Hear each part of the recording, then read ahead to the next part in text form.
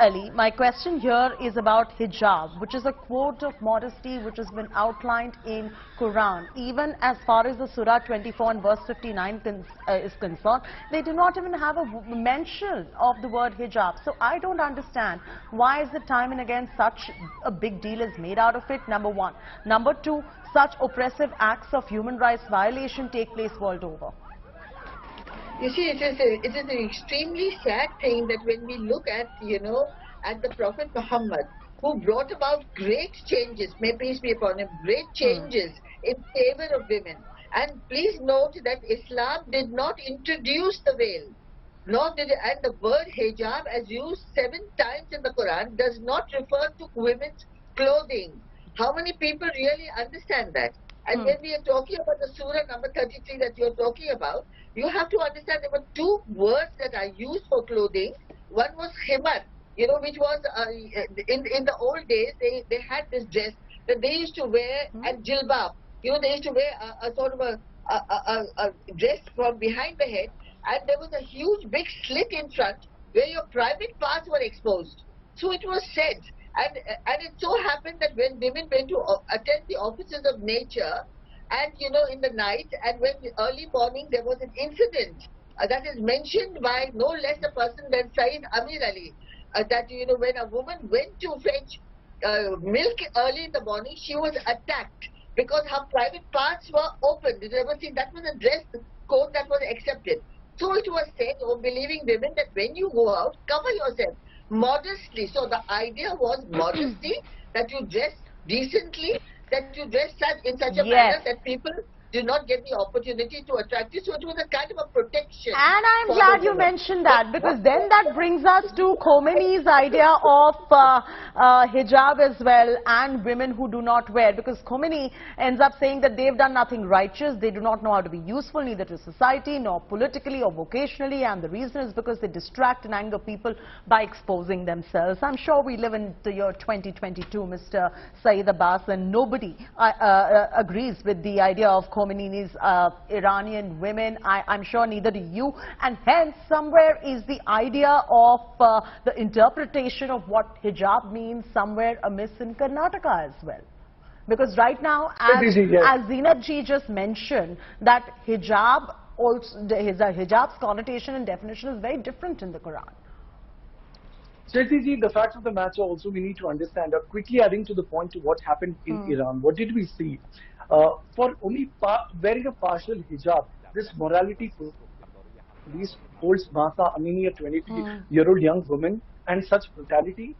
This is absolutely not Islam. This is not the theocracy which is coming through. The fact of the matter, our Prophet believed in equality.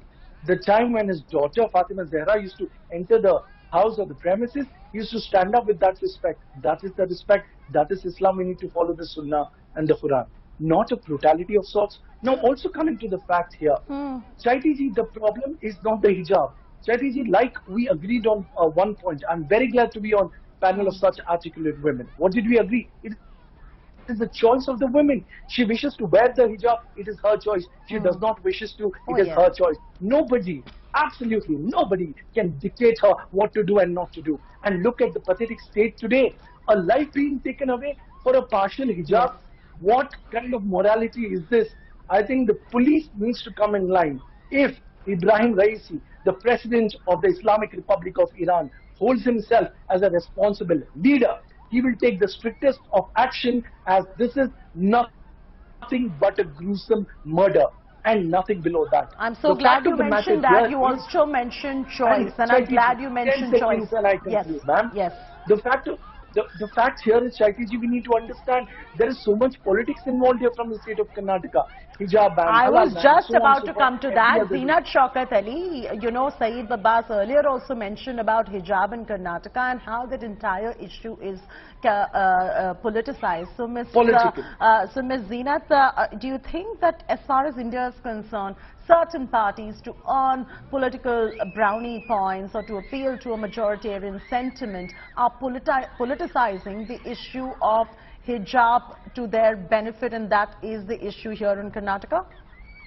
Well, I would say that yes, partly. But what I would, the deeper point that I would like to look into is that here we are talking about a uniform which is only meant to go in when you get into a class where there has to be uniformity of people, uniformity of thinking. That is what the judgment has said. So that when you enter a school or when you enter a class, you can wear your hijab within the gates, you can wear it in the school, but when you come to class, there has to be a kind of a uniformity where these kind of, understanding that Yes. somebody wearing a saffron or somebody wearing a huge cross, with anything that makes you distinctively different from somebody else. We are talking about a school uniform, Yes. which has been for centuries. Now, I've been to a convent school.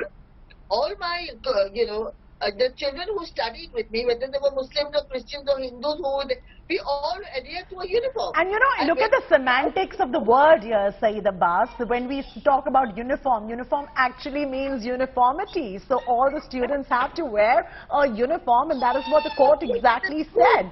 Mr. Abbas, do you agree with that? I understand that there is a matter of choice when it comes to women. But when you're at an educational institution, to maintain a certain level of decorum, to preserve the sanctity, shouldn't all the students be in a certain kind of uniform that does not involve any kind of a religious hijab or any other outfit for that matter?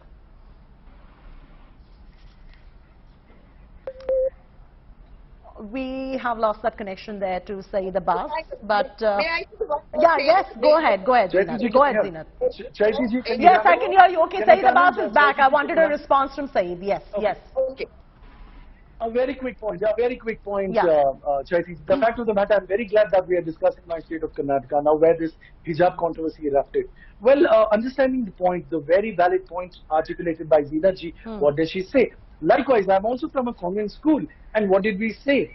Equality for all, uniformity for all. So with that logic, ma'am, shouldn't it be prescribed to our Sikh brothers to wear a turban? Isn't that coming through? Also, our Christian brothers holding a cross, or also tilak of our Hindu brothers. So there shouldn't be any such, going by that logic. Also, as a matter of fact, yes. Very also as a good matter point. of fact, Let Zinat conclude, because we are running completely out of time, and that's a very good point made by And, Saeed. One quick comment, Zinat, responding to Saeed. The court has said that there should be no religious symbolism in the classroom, and that goes for everybody. That's cutting across either a tilak or a cross or a saffron, scarf or any Absolutely. kind of a garment.